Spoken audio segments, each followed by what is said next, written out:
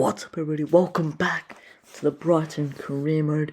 This is episode 7, so make sure you guys smash that like button and subscribe with the bell, because today's episode is going to be massive and we're going to be approaching January very shortly. We're going to be taking on likes of Brentford, Burnley, Marseille, Arsenal, Southampton, Crystal Palace and Tottenham, all in this episode, but we will be getting into the thick of things with the first game coming up against Brentford, who currently aren't doing so well in the Premier League, to be honest.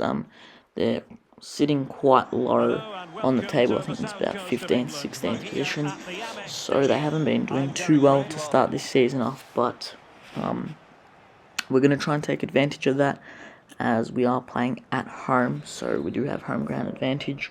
But Brentford are sort of similar team to us, who just sort of surprise people a lot and play a lot of good football.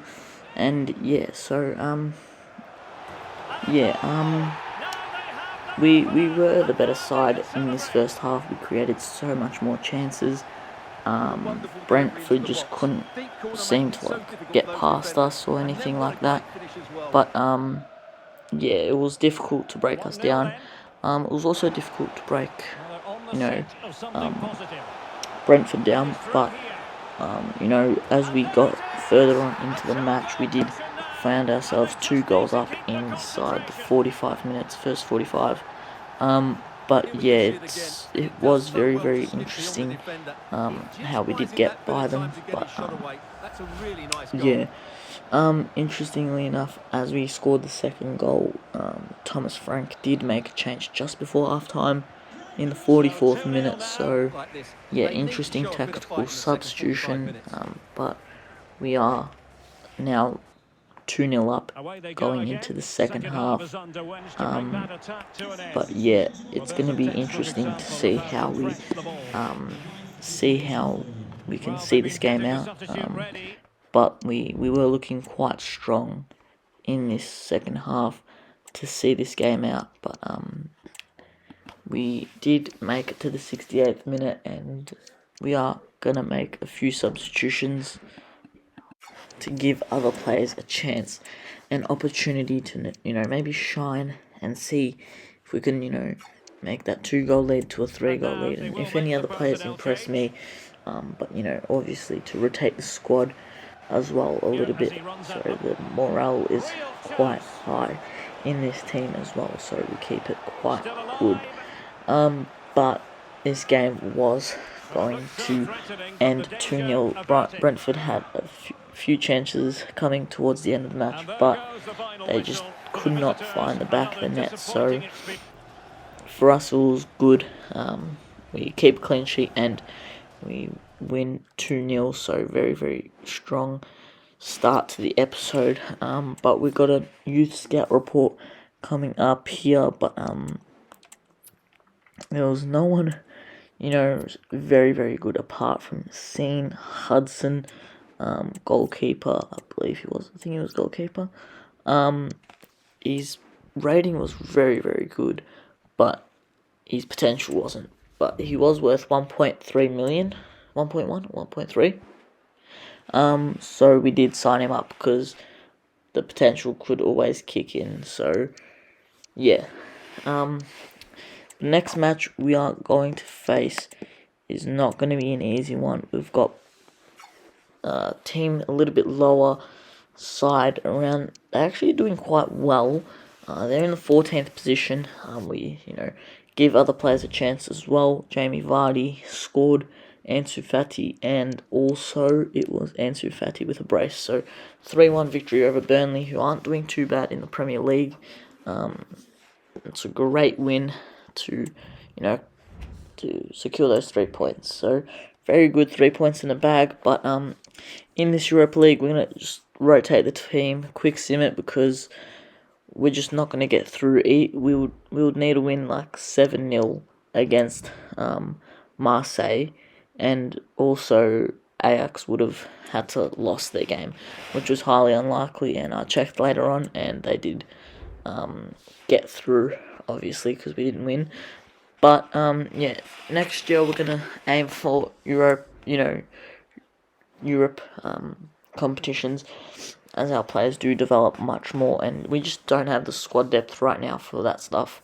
So yeah, hopefully with the January transfer window and the summer transfer window, we can build some depth in our squad, especially in the centre back position with Lewis Dunk out for the rest of the season. So yeah, even if we get a few good more talents and we send them out on loan and they come back this time next year and they're like 70 rated, it's hopefully that can provide some stuff for us and more depth in other positions. So we have more like as we advance more as a club. As a club, and we play more games. We would need obviously more players. So yeah. But we got a very tough game in the likes of Arsenal. At the Emirates, it's not gonna be an easy one. As you guys see, they kickstart off with 25 minutes in, Bukayo Saka, Odegaard linking up as they would, as you expect they would. But Bukayo Saka slots one past us and makes it 1-0. But just before the break, around 42nd minute, we make a very good breakaway, and the Arsenal defence is sleeping, and we score a well-worked goal from João Pedro. Matoma down the wing and then cuts it inside to João Pedro to make it 1-1 to level the scores, and we're looking good. But unfortunately, just before the halftime would end, 1 minute into the added time, it was a great ball. I don't know who it was from. Odegaard again, another assist from him on his right foot. Great ball. I couldn't really do anything about it. They just caught us, sleeping like we did. We caught them sleeping. And then Thomas Partey slotted one home and made it 2-1 at halftime. So yeah, we were managed to keep the scores 2-1 for decent amount of time in the second half, which forced us to make a few changes with the team just getting drained out. Fitness isn't doing quite well, but with a few substitutions we can manage that hopefully a little bit better. But yeah, as we made the substitutions, Arsenal would go ahead and score another one. Bukayo Saka to score another amazing goal, to be honest. I couldn't really defend that one. Our defence was doing what I wanted them to do. We were blocking every passing angle. They had to go back, but Bukayo Saka, we just left a bit too much room for him, and he found the back of the net in the 75th minute to make it 3-1. As you thought they couldn't make matters worse, they did, and went to make it 4-1 at the end of the day. And Martinelli had to get on the score sheet as well. So yeah, unfortunately, we do concede 4 against Arsenal, and it's not a good look after winning a few matches in a row.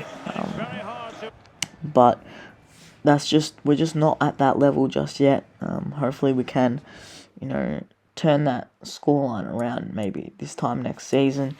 And but yeah, after coming off a 4-1 defeat, we've got quarterfinals of the Carabao Cup. I'm quite pleased that we've made it to the quarterfinals. Not really hoping to win this cup or go too far in this season.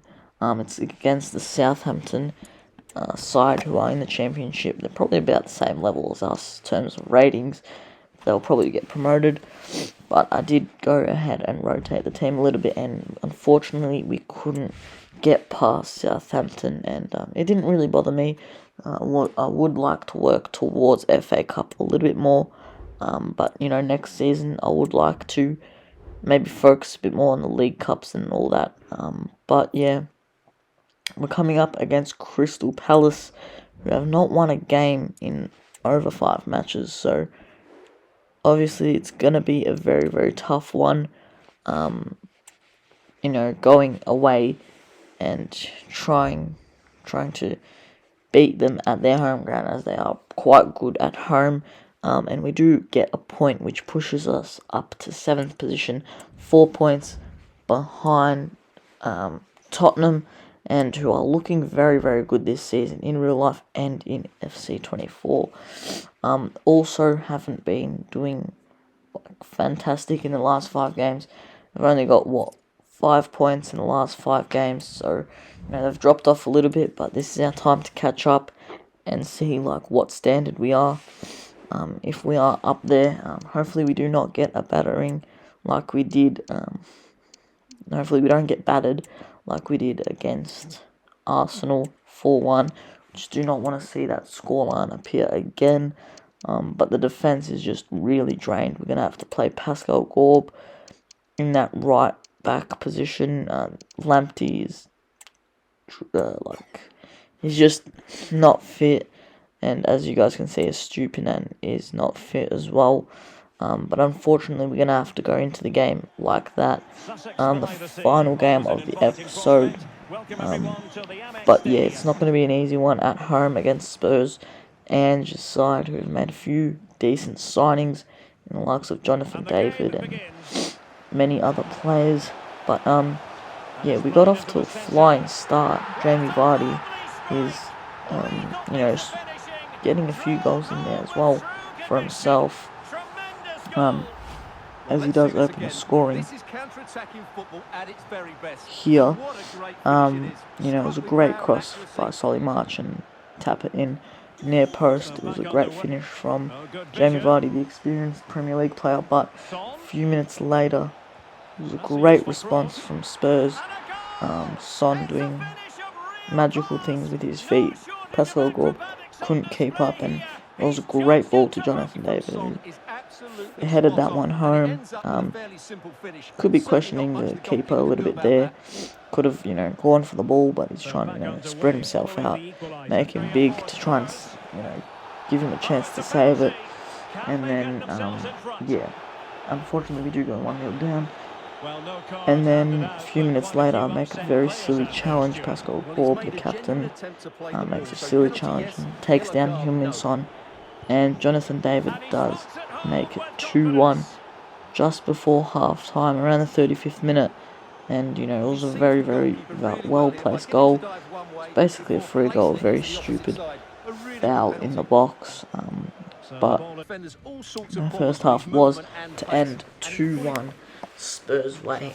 We did start the first half better, finished it in a mess, and we did not make a good start to the second half, as Igor, our centre back, had to get sent off, and we had to replace him with James Milner at centre back. So yeah, Van Hickey was not fit at all, and he wasn't on the bench, so we either played 3 down back or 4 down back with James Milner, Pascal Gorb,